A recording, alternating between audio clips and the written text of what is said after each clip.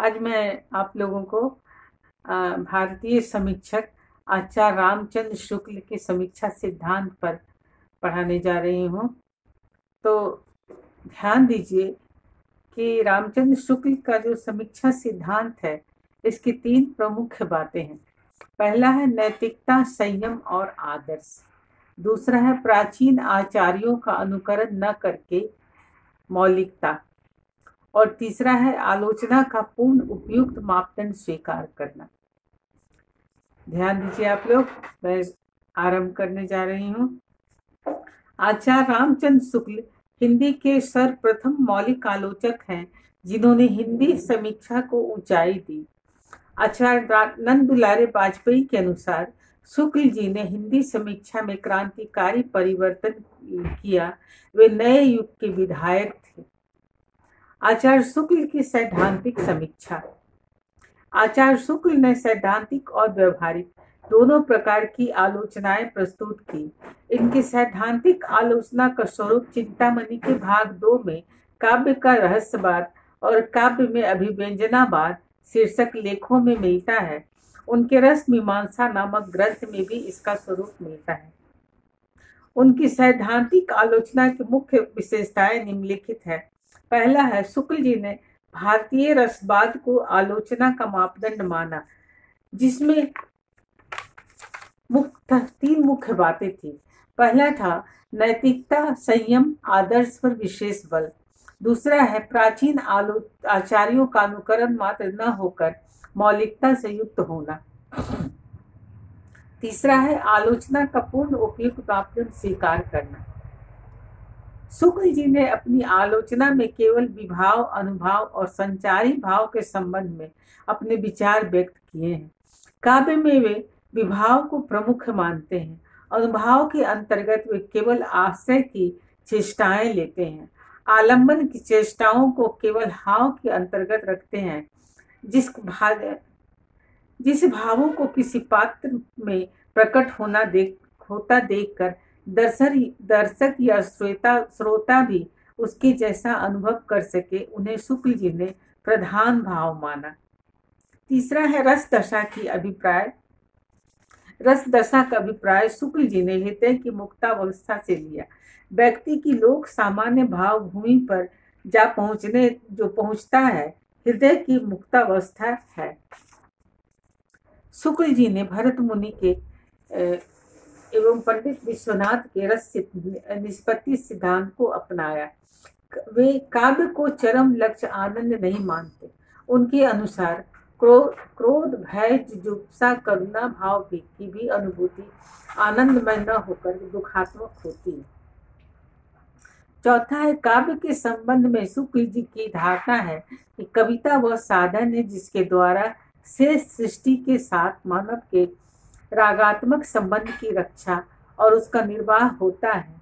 रस दशा में पाठक की 3 स्थिति होती है। पहला है पाठक का हृदय मुक्तावस्था को प्राप्त होता है।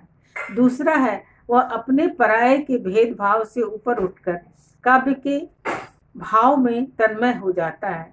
तीसरा है किसी अन्य वस्तु व्यापार की उसे अनुभूति नहीं रहती।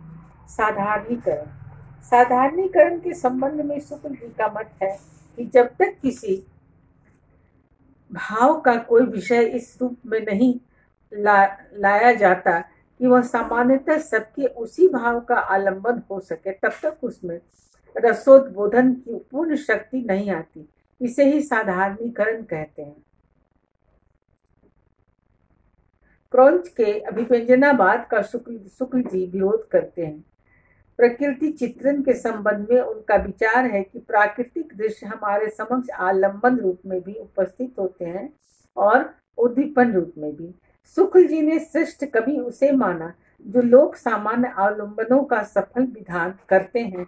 जो कवि केवल आलंकारिकता के चमत्कार और कोरे उपदेश के लिए श्रेष्ठ रचना करते हैं, उन्हें निकृष्ट माना जाता है।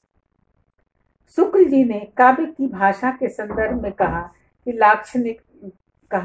पहला है लाक्षणिकता, दूसरा है रूप व्यापार सूचक शब्दों का प्रयोग, तीसरा है नाद सौष्ठव, चौथा है रूप गुण बोधक शब्द।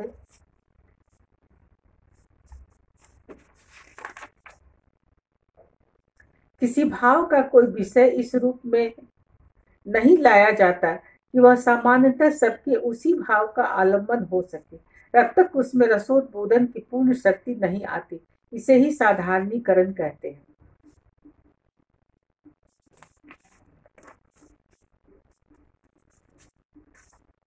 आगे देखिए, अलंकारों को कविता का साधन मानते के साथ नहीं, छंद विधानकों के वे नाद सौंदर्य में सहायक मानते हैं। व्यवहारिक आलोचना।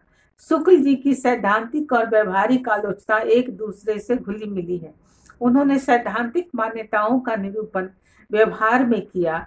उनकी व्यवहारिक आलोचना का स्वरूप जायसी ग्रंथावली की भूमिका, भ्रमर गीत सार की भूमिका तथा हिंदी साहित्य का इतिहास में प्राप्त होता है। इन्होंने दो प्रकार की व्यवहारिक आलोचना लिखी।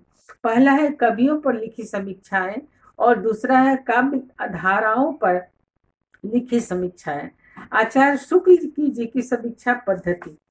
आचार्य शुक्ल का सैद्धांतिक एवं व्यवहारिक समीक्षा पद्धति का विवेचन करते हुए हम कह सकते हैं कि वे उच्च कोटि के समीक्षक थे। उन्होंने समीक्षा का स्वतंत्र एवं नया दर्शन प्रस्तुत किया।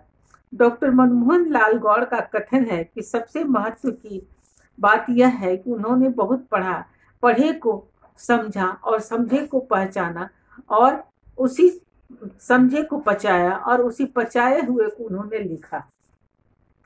शुक्ल जी की समीक्षा में विषय वस्तु पर उन्होंने गहराई से विचार किया।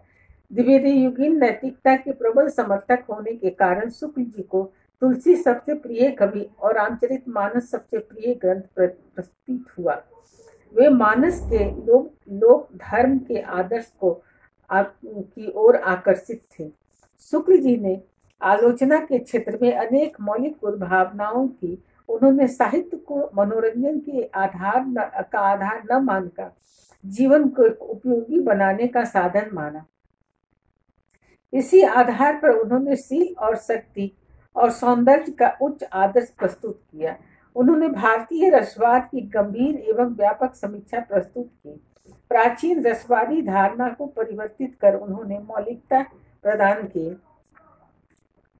उनका कथन था, कविता जीवन और जगत के साथ मार्मिक पक्ष को प्रस्तुत करने के साधन इस प्रकार लाती है कि मनुष्य स्वार्थ के संकुचित घेरे से बाहर निकलकर भूमा के साथ एकाकार हो जाता है। शुक्ल जी यूरोप के साहित्यिक क्षेत्र में जल्दी जल्दी होने वाले परिवर्तन में आस्था नहीं रखते थे। न वे विभिन्न वादों की उलझन में पड़े और न सामाजिक या राजनीतिक क्षेत्रों की विचारधाराओं से जुड़े। उन्होंने जिस लोक धर्म के सिद्धांत का बार बार उल्लेख किया है वह मध्य वर्ग की उन आदर्शवादी धारणाओं से संयुक्त है जो 20वीं सदी के प्रथम चरण की विशेषताएं हैं। डॉक्टर नगेंद्र के अनुसार आचार्य शुक्ल के विषय में कदाचित यह कहना अतियुक्ति नहीं होगी कि उनके समान मेधावी आलोचक किसी भी आधुनिक भारतीय भाषा में नहीं है। केवल आलोचना ही नहीं, निबंध, कविता, इतिहास, अनुवाद, संपादन आदि क्षेत्रों में शुक्ल जी की प्रतिभा का दिग्दर्शन होता है। डॉक्टर हजारी प्रसाद द्विवेदी ने सत्य ही कहा है कि आचार्य रामचंद्र शुक्ल उन महिमाशाली लेखकों में है जिनकी प्रत्येक पंक्ति आदर के साथ पढ़ी जाती है और भविष्य को प्रभावित करती है। धन्यवाद।